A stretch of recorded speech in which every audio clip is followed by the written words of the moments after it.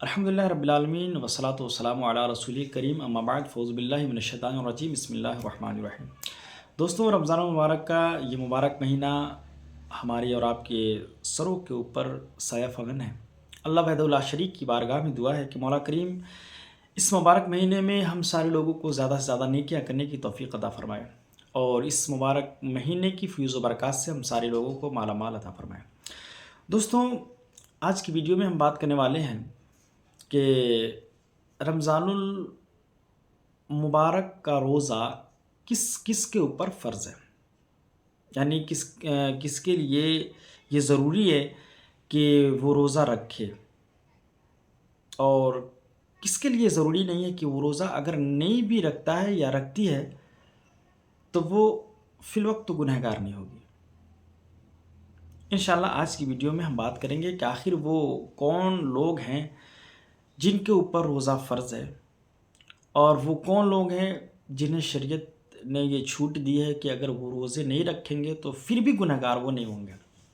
تو انشاءاللہ آج کی ویڈیو میں ہم بات کریں گے اور ان ساری باتوں کو کلیئر کریں گے کہ آخر وہ کون لوگ ہیں۔ تو دوستو، یاد رکھیں کہ رمضان المبارک کا یہ روزہ فرض ہے تمام عاقل، بالغ، مسلمان، سنی، صحیح العقیدہ، چاہے مرد ہو یا عورت ہو، مرد عاقل بالغ، یہ سارے لوگوں کے اوپر روزے فرض ہے۔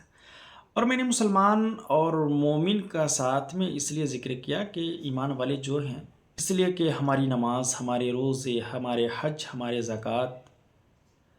یہ اسی وقت قابل قبول ہیں جب وہ ہمارا ایمان صحیح ہو، ہمارے سینے میں ایمان کی چمک، ایمان کی دمک اور اس کی روشنی سے ہمارا جو ہے سینہ منور ہو، تبھی جا کر کے یہ ساری چیزیں قابل قبول ہیں۔ تو یارو یاد رکھیں کہ اس میں اس چیز کو آپ ایڈ کریں ہی کریں کہ ہر مسلمان، مومن، سنی، صحیح العقیدہ لوگوں پر بھی روزے فرض ہے اور اس کے لیے ضروری ہے، امپورٹنٹ ہے۔ لیکن کچھ لوگ ہیں جو اگر روزے نہیں رکھیں گے تو شریعت نے انہیں چھوٹ دی ہے کہ وہ روزے نہیں بھی رکھیں گے تو گنہگار وہ نہیں ہوں گے۔ مجنون یعنی پاگل، پاگلوں پر روزے فرض نہیں ہے، یعنی جو شخص اگر پاگل ہے تو وہ کیا ہے، غیر مکلف ہے، اس پر روزے فرض نہیں ہے۔ اسی طرح سے جو ہے وہ عورتیں جن کے پیٹ میں حمل ہو، جن کے پیٹ میں حمل ہو، اور اگر وہ روزہ رکھے گی تو یہ غالب گمان ہے یا کسی ماہر ڈاکٹر نے یہ کہہ دیا ہے کہ اگر روزے رکھے گی تو یہ جو پیٹ میں بچہ ہے اسے نقصان ہوگا،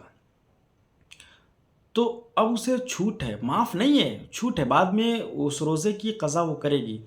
لیکن شریعت ابھی جو ہے اسے چھوٹ دی ہے کہ اگر وہ روزے نہیں رکھے گی تو شریعت کی نظر میں فی الوقت وہ مجرم نہیں ہے۔ اسی طرح سے وہ عورتیں جو دودھ پلا رہی ہے، یعنی چھوٹا بچہ ہے اور دودھ پلا رہی ہے، اگر وہ روزہ رکھے گی تو دودھ سوکھ جائے گا۔ کیا ہوگا؟ دودھ سوکھ جائے گا۔ اور جیسے یہ ہوتا ہے، کھان پین سے بھی پتہ چلتا ہے کہ اگر جو ہے کھانے پینے میں کمی بیشی ہوتی ہے تو یہ ساری چیزوں میں اضافہ ہونا یا جو ہے کمی آ جانا، یہ چیزیں ہوتی رہتی ہے۔ تو اگر اس بات کا خطرہ ہو کہ اگر جو ہے دودھ اگر وہ روزہ رکھے گی تو دودھ جو ہے خشک ہو جائے گا، تو ظاہر سی بات، خشک دودھ ہوگا تو بچے کو تکلیف ہوگی ہی ہوگی، تو شریعت نے اسے چھوٹ دیا ہے کہ اگر وہ روزے نہیں رکھے گی تو وہ جو ہے شریعت کی نظر میں مجرم نہیں ہوگی، لیکن بعد میں جو ہے اس کی قضا کرنا ہے، روزے کی قضا ضروری ہے۔ اسی طرح سے جو مسافر ہو، اب مسافر سے مراد یہ نہیں کہ 2، 4، 10 کلومیٹر، 20 کلومیٹر جو ہے ہمیں جانا ہے تو ہم مسافر ہو گئے، نہیں، شرعی اعتبار سے 92 کلومیٹر کا اگر کوئی ارادہ کیا ہے کہ مجھے سفر کرنا ہے تو اب یہاں پہ چھوٹ ہے اسے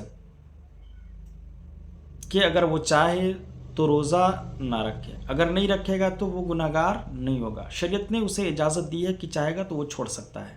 لیکن اگر رکھ لے گا تو ماشاءاللہ بہت اچھی بات ہے، روزہ بھی اس کا ہوگا اور ثواب بھی کمائے گا۔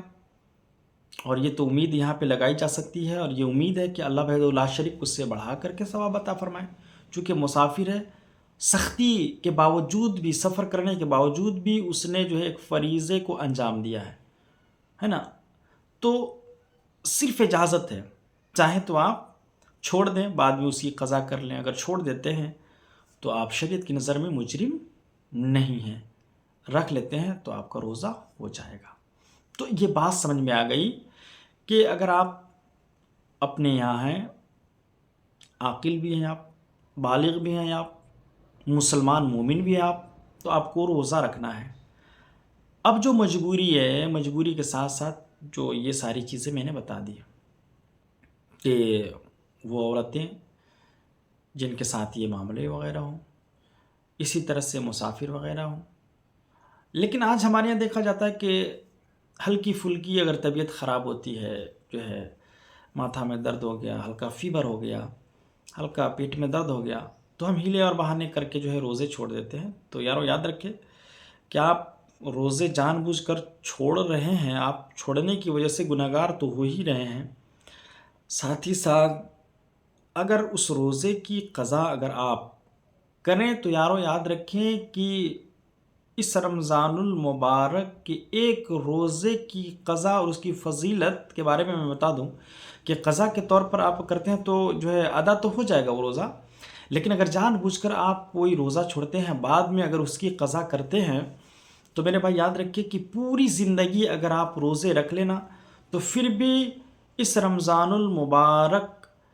مہینے کا جو روزہ ہے، ایک روزہ، اس کی فضیلت اور اس کے ثواب کے برابر آپ نہیں پہنچ سکتے. یعنی پوری زندگی آپ روزہ رکھ لیں پھر بھی ایک روزے کے ثواب کے برابر آپ نہیں پہنچ سکتے ہیں اگر آپ جان بوجھ کر ایک روزہ چھوڑتے ہیں